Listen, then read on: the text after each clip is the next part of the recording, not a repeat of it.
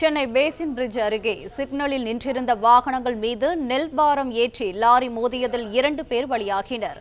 இது தொடர்பான கூடுதல் விவரங்களுடன் இணைகிறார் எமது செய்தியாளர் செல்வம். செல்வம், வணக்கம். மேலும் விவரங்களை பதிவு செய்யலாம். சென்னை மூலக்கொத்தளம் பேசின் பிரிட்ஜ் அருகே ரேஷன் அரிசி ஏற்றி வந்த லாரி மோதியதில் 2 ஆண்கள் சம்பவ இடத்திலே உயிரிழந்தனர். மற்றொரு பெண் படுகாயமடைந்து ஸ்டான்லி மருத்துவமனையில் அனுமதிக்கப்பட்டிருக்கின்றனர். சென்னை மூலக்கொத்தளம் பேசின் பிரிட்ஜ் அருகே லாரி வந்து கொண்டிருந்தன. அப்போது அந்த லாரி பிரேக் செயலிழப்பால் தாறுமாறாக வந்ததாக கூறப்படுகிறது.